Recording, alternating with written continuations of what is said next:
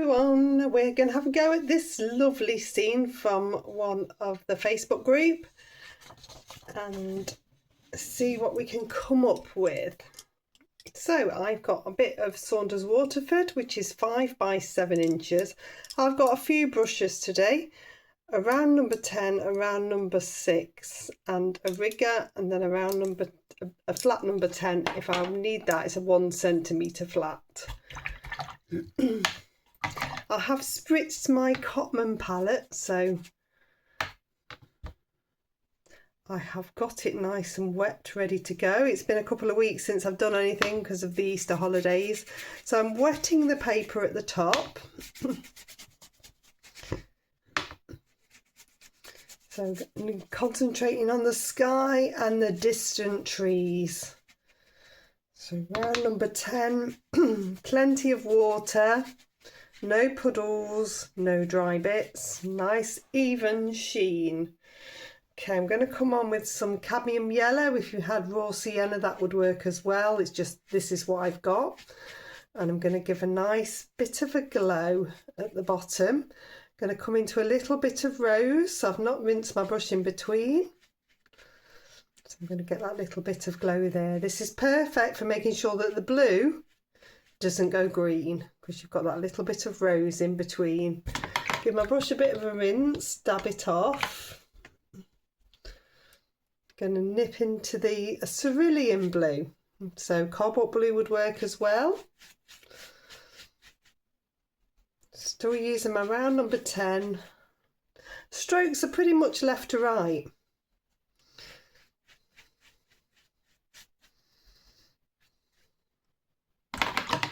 Did not want to do that, so that's a little bit of yellow just gone in there. So I've caught the brush in the wrong place. So I lifted it out with a dry brush and I'm coming back over with a little bit more blue. Best way to lift out is always with a dry brush. I'm going to nip into a little bit of ultramarine blue.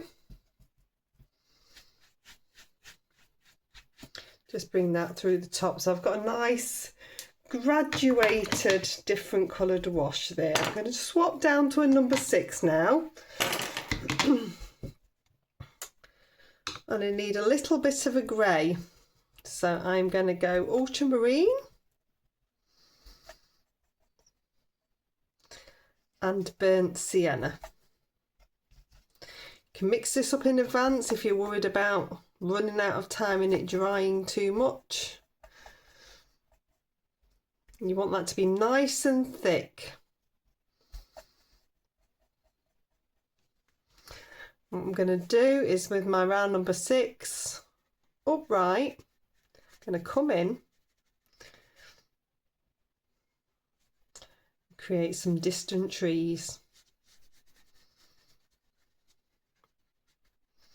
Keeping that brush upright, dabbing, varying the height. That bottom line doesn't want to be too even, so I have altered it a little bit. It's better that you've got a bit of undulating ground there.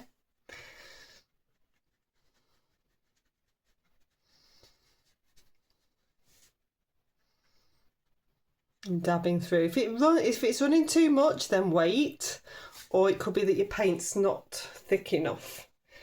So I've got a lovely graduated wash there with some lovely distant trees. Now I've got a piece of bank card here. What I want to do is just scrape through a little bit. So I'm using the curve of the bank card just to scrape through that bottom line before it's dried too much. This is going to start to create those little seed heads. And it's also breaking up that line. So these aren't necessarily tree trunks. They're part of the grassy seed heads at the front. And I'm just breaking up that line a little bit. If it runs back, that means it's too wet. You need to come back in. It needs to be the perfect consistency. And that curve will just lift that a little bit out. Okay, I'm going to dry that one off. Okay, so that's nicely dry. So if we just go back to looking at this, there's lots of darks within here, but there's lots of lights where you've got these seed heads come through. It looks like the Frosty. So I'm going to keep these quite light with a blue-grey. So to do that, I'm going to do a couple of layers basically. I'm going to show you some layering. I'm going to take some water on this bottom section. Then I'm going to use a little bit of cerulean blue. So I'm thinking about the lightest colour first. I'm going to bring that through. Then I'm going to dip into that grey that we mixed up and just bring a little bit of that through as well. So I'm covering the whole of that section. And then we're going to dry that one off. Okay, so that's nicely dry. It needs to feel warm to the touch because we're going to go on now with some masking fluid. So this is PBO gum. Any non-permanent masking fluid will work. I'm twisting it upside down because I find it easier to get to a point using the masking fluid this way and painting this way. So what I'm going to do, this is with a knitting needle, so you could use a ruling pen if you've got a ruling pen.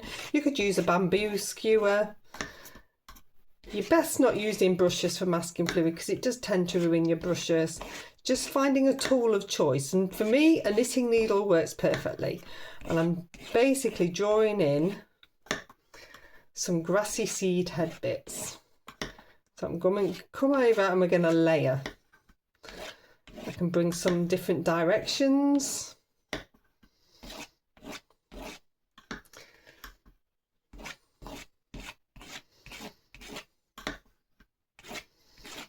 Crisscrossing. Doesn't matter if you come into the sky, this will all rub off later, we'll add to it. Just we want a nice flow. Then I'm going to dry that one off as well. Yeah, okay, so that's nicely dry. I'm going to make sure I've got my round number 10, make sure I've got plenty of this grey mix. So that was ultramarine blue and burnt sienna. So I'm just mixing up a little bit more of that. Now this is dry, we're going to layer. So I'm rinse my brush off. I've actually got some bog standard table salt as well. I'm going to pop a little bit of salt on. So I'm going to come over with a little bit of water. This is with my round number 10. And then I'm going to come in with a little bit of the grey, and you're going to start to see those areas of masking fluid appearing. I'm going to dip into the cerulean blue. I'm going to add a little bit more cerulean blue. Then I'm going to go with a darker grey. So here I have got an ivory black, but a Payne's grey would work as well. We're going to pop in a little bit more dark. Just in places, so towards the front.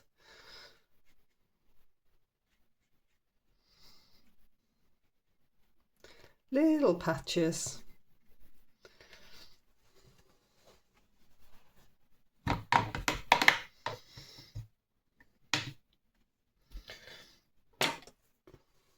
Then what I'm going to do is get a little bit of salt just in my hand and just sprinkle a little bit of that on there. I'm going to let that dry naturally. That's just going to give us a little bit more texture in there. It's all working well. Okay, I'm going to let that dry. Okay, so when that's nicely dried, you want to rub the salt off. You're rubbing lightly so you don't rub the masking fluid off yet, but it's giving a lovely sort of frosty texture in there as well. The trick now is to not lose that frosty texture when we're adding a few more bits of texture. So I've got a bit of the cerulean blue, a bit of the ultramarine blue, and a bit of the burnt sienna. So I've got a bit of a bluey grey. And what I want to do before I take this masking fluid off is add a little bit more texture. So concentrate on this bottom section, and you can go different directions. I'm using my number 2 rigger.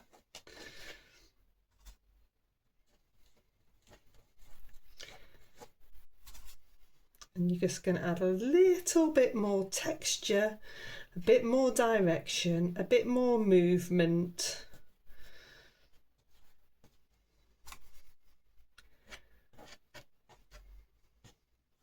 Keeping it to this bottom section is going to give a really nice depth. It's giving the detail.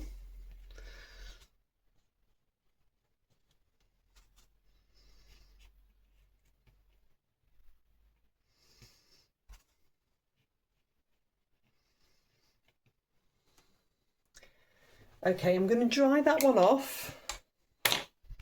Okay, so that's nicely dry. What I'm doing now is rubbing this masking fluid off. So I'm just using my fingers. There's not much here to take off. Obviously what I'm taking off in the sky area will just come off, but it's not about the fact that I'm removing that there. It's about the flow, because I haven't tried to alter the flow, the direction that I've been flowing with, trying to explain this. So if I was to try to keep it precise on the land and not go into the sky, I wouldn't have the right amount of flow on the brush. So I've painted it as if I was painting the stems, even though I know the stems are going to be rubbed off. If that makes sense. So get rid of all this masking fluid off there. You see that lovely texture that we've got there. So now we need to pop the seed heads in. And I'm going to use the cerulean blue into that little bit of grey. And then I'm going to use a little bit of Chinese white in the mix. If you haven't got this, it's not essential. I'm just going to lighten it up a little bit. So I've got a really nice bluey grey. I'm going to twizzle around just because I found it easy. You can keep your photograph of a similar direction as well. Obviously can't get both of these on screen. Try not to worry about it being too precise. You want an impression of. So I'm going to come up. This is a perfect colour. Start to create that lovely flow. If you can't do it upside down, do not worry, do it the right way round. It's just that I find painting to the point easier doing it this way.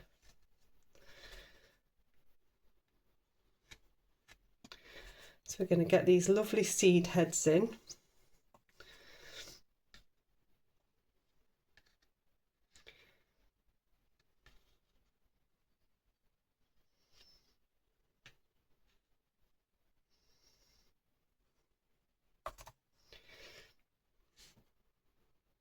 So just using my rigger, I'm just going to form the shape,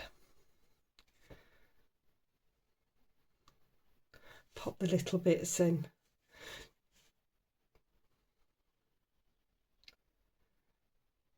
Just forming that little shape.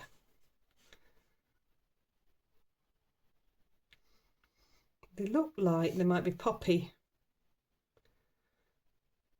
heads. Poppy seeds.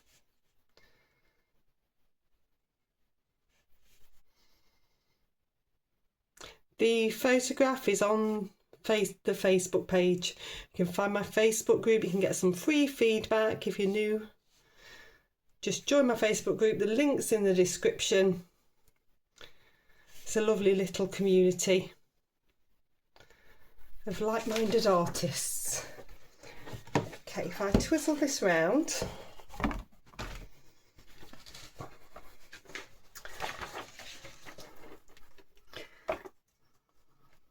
just going to add a little bit more blue, and I'm just going to take through a few more lighter blue ones. The thing I'm thinking about right now is making sure that these stems are connected to a base. I'd rather them be a little bit more blue and show coming all the way through than be floating. So I'm just connecting those through, and then just to bring it all together, I'm going to bring through a few more.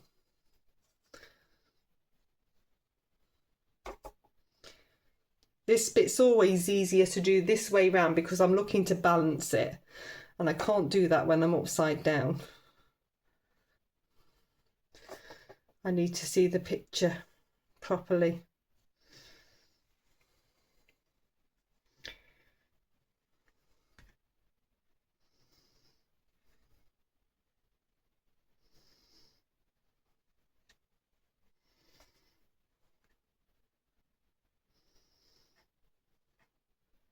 A few more little grassy seed bits on that one. Just come a little bit higher.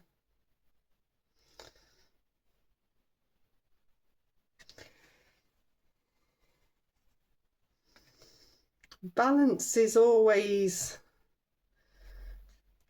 like personal preference really.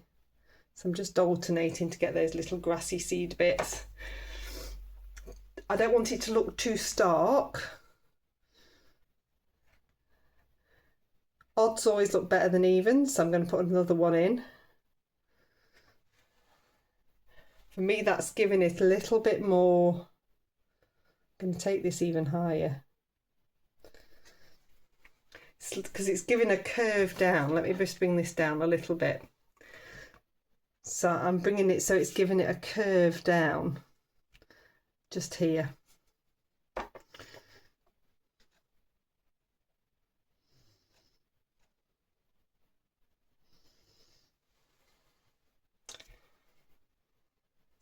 A little bit more blue in that mix. Just make sure you haven't got any blobby bits in your masking fluid. In fact, I'm going to take a little bit of the ivory black into that blue, and I can just bring through. Sometimes masking fluid can have a few blobby bits, so by just making it a little bit darker, you can break through. Just going to break through some of the white blobs. They're not actually white because they are blue from underneath, but I think that's working really nicely. Okay, I'll dry that one off. Okay, just a final little tweak just on some of these poppy heads. I'm just taking a little bit of the darker grey just towards the bottom. You can go bottom right, and it's just going to give them a little bit more shadow. Just a tiny dab. Okay, so there we go, that one's all finished. A few new techniques for you there. Hope you've enjoyed it. Please do like, subscribe and share if you're new to my channel. You can check out my Facebook group. I do often do requests, so you can pop in photographs onto the Facebook group that you'd like to be done as tutorials. I'll see you next time. Bye.